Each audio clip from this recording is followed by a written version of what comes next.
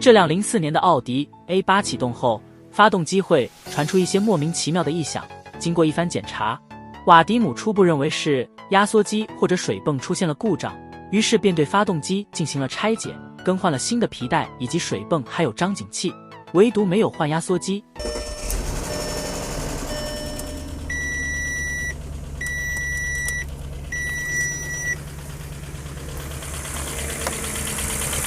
Все четко。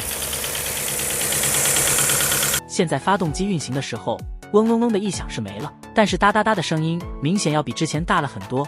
瓦迪姆觉得应该是刚更换皮带的原因，当然也有可能是皮带轮的问题，因为原车的那个皮带轮锈迹非常严重。如果等会试驾过程还有那种哒哒哒的声音，那么他再考虑更换皮带轮。咱们把这套新的刹车盘装上去，刹车片也给他换上新的。为了节约维修的成本，保险杠瓦迪姆拿到了朋友汽修厂让其帮忙修复。旁边这4个轮胎则是为这辆奥迪 A8 准备的，轮胎舍得买新的，保险杠却不舍得订新的，把车头的水箱框架拆卸出来。可能也是为了节省时间，瓦迪姆并未试驾这车子，而是送保险杠的途中直接在朋友修理厂拿了一套新的皮带轮。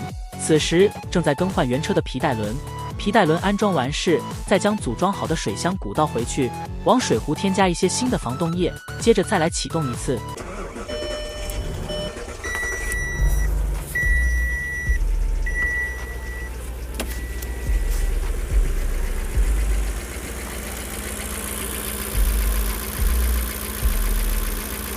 这修车没点耐心还真不行，同一个动作反反复复需要操作好几回。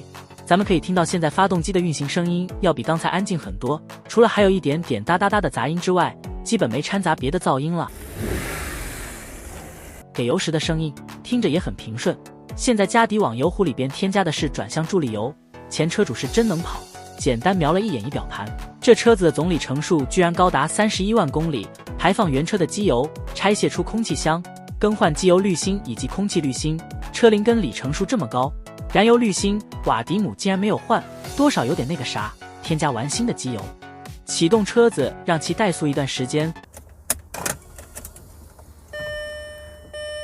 Кстати, зарядка появилась. Аккумулятор тухнет. Все четко.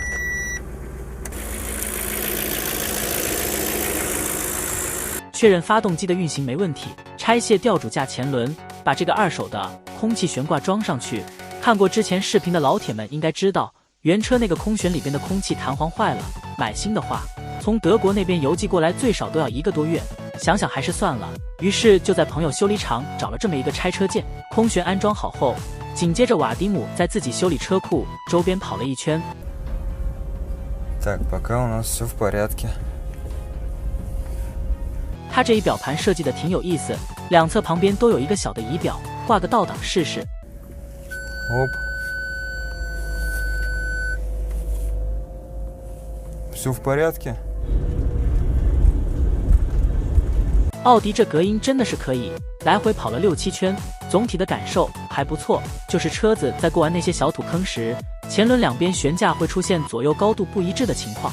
瓦迪姆觉得减震器有问题，于是给车子开进了修理车库，准备检查底盘跟减震器的状况。